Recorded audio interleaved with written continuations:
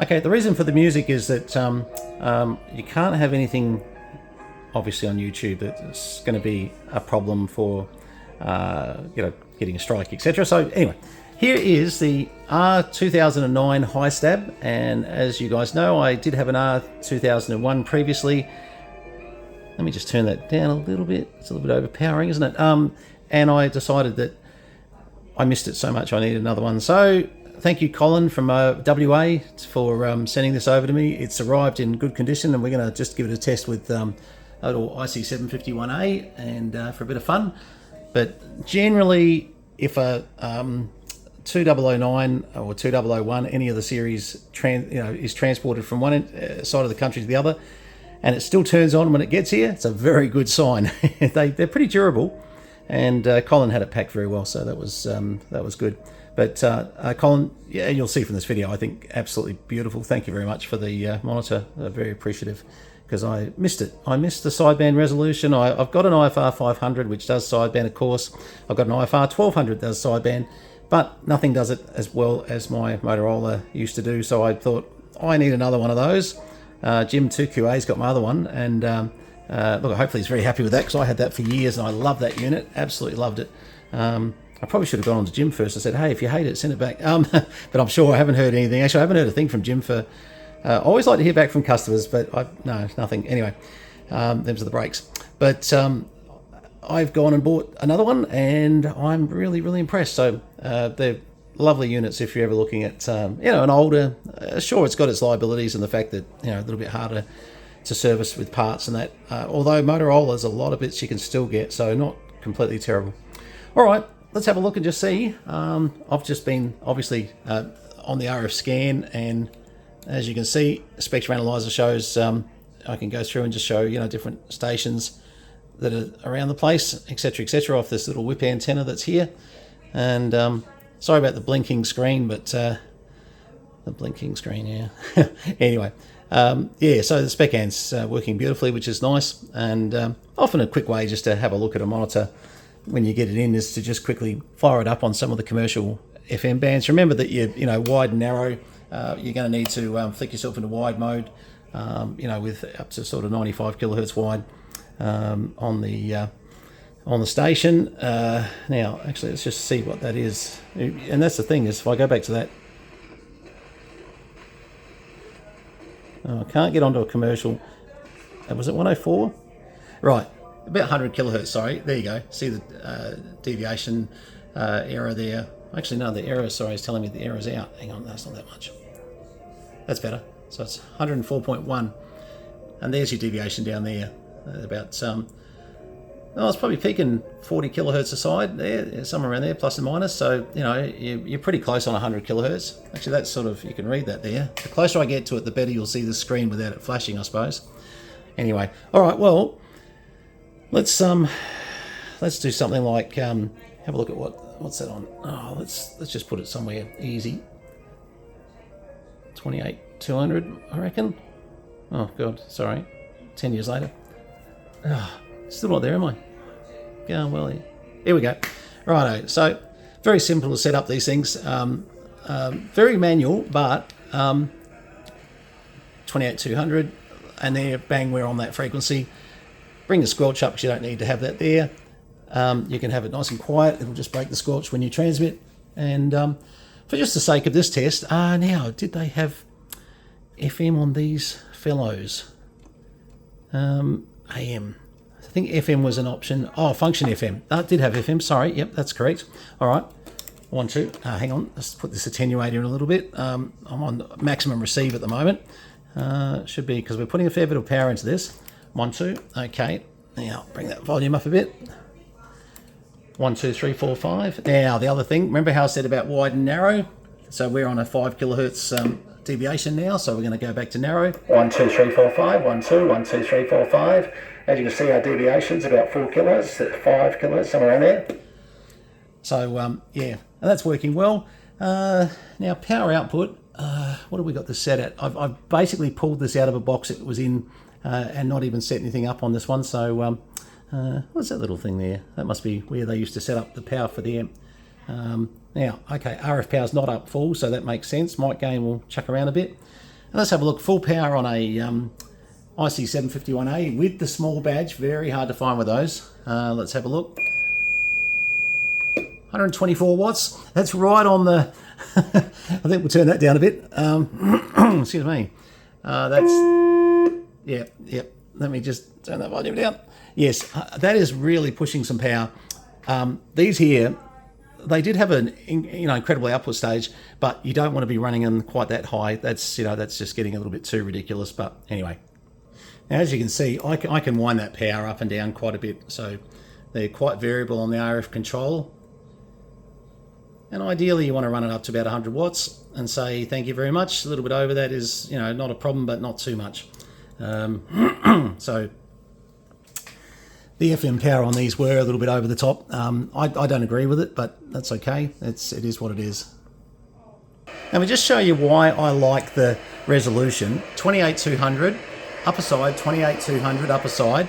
Have a look at this. 1, 2, 3, 4, 5. 1, 2, 1, 2, 3, 4, 5. 1, 2, 3. You can see the power output there is beautiful. 1, 2, a little bit peaky. I might turn that back a little bit. 1, 2, 3, 4, 5. But for sideband resolution, the Motorola is one of the best units without spending $30,000-$40,000 these days. One of the best units for getting a really good resolution of what it is that you're trying to listen to. I really am impressed, and I think I just missed that. I really did. I knew that I could. I mean, I have other test monitors and I have other radios sitting there, and I can double check that this is sounding pretty right on 28.2, etc. But it's certainly nice to know when you've got something like this. And the high stab, just so you know, you can tell this has got a high stab in it straight away in the way that it resolves sideband, in the way that its frequency accuracy. It is very, very good. There's just a sort of next couple of digits over on what they're able to do. Now, I'm obviously just looking at SSB, DSB-SC, so double sideband, as a click over. So you've got to pick your side of the sideband, of course. And I find that generally you're deferring to upper sideband for your most accurate reading. And then if I go to lower, actually, it's been a while. We go reverse lower. Yep. So let's put it on. 1, 2, 1, 2. Yeah, so you'll find it's off there. 1, 2, 3, 4, 5. But that's only because it's moving it up. If I go back here now, I should pick up on the sideband at, let's have a look here. 1, 2, 1, 2, 1, 2, 3, 4, 5. 1, 2, 1, 2, 1, 2, 1, 2, 1, 2. Perfect. And that's what I mean, is that you just got to make sure you've got your frequency correct to what's on here, because these things will change as you're changing from upper to lower. See how it drops 3 kcs down and then bumps up 3 kcs up there from the frequency. So in this case there, that would be right now. 1, 2, 3, 4, 5. Let's turn that up a little bit. 1, 2, 3, 4, 5. 1, 2, 1, 2, 3, 4, 5. Got a lot of gain there. 1, 2.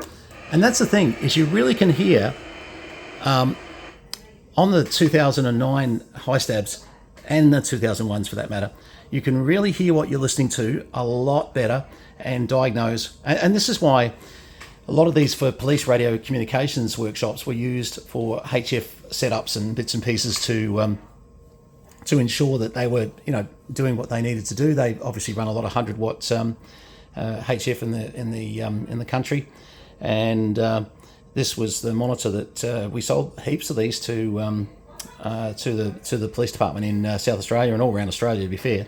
But my main first duties with Motorola were inside Australia, inside South Australia, selling a lot of these, and obviously the 2600Bs as well.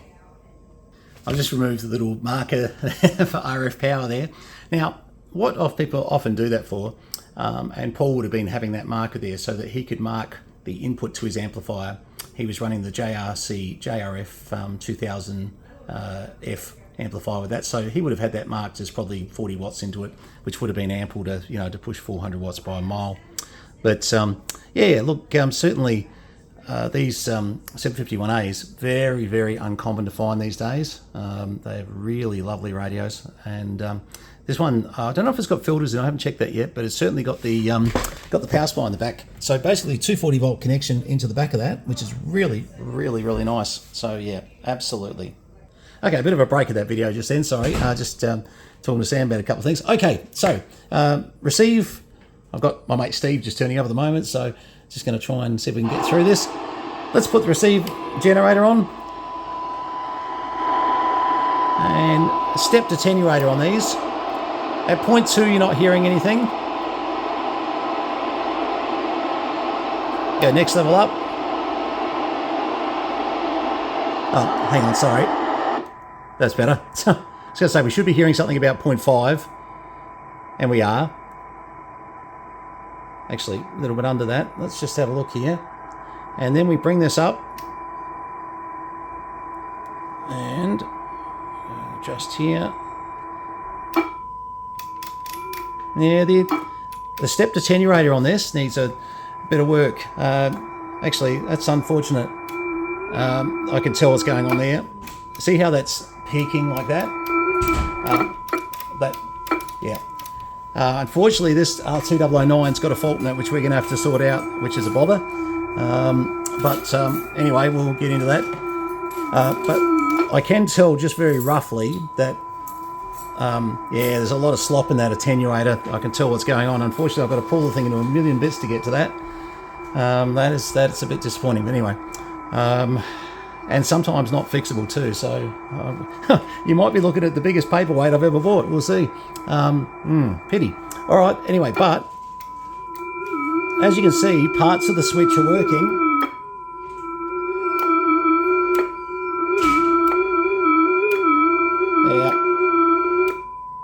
And then look at that, minus 130. There's no position for it there. It's not even, yeah, no, it's got a faulty switch in it. Bugger. And this very clunky there, you can't actually get, bugger.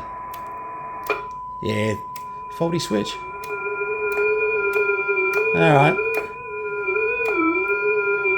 I don't even want to tell you how much pain that is to replace that if you could get one.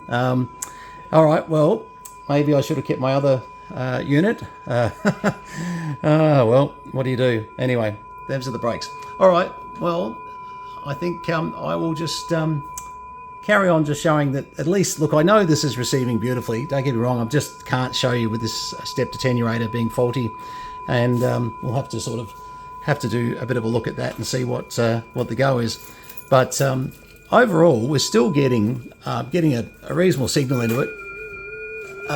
We can tell that it certainly is stepped, and see how I'm sort of stepping the attenuator. But unfortunately, once you get into those other sections where we get down low, where we really need it to hear, this is definitely having some trouble. It's actually lost at, and just to give you an idea, we've got 0.6 there, where it should definitely be hearing that. And see how it tries to hear it at 0.193? It clicks over. Yeah, no, it's got problems on that for sure. And then it just starts to come good around, 6 microvolts is ridiculous. That's actually not a correct reading for that at all. That there should be reading at about point sort of 8 point, maybe point, look, even 1 microvolt, sort of tops. Yeah, so bugger. I wish it was just to clean it, but I know these too well. Hems are the breaks.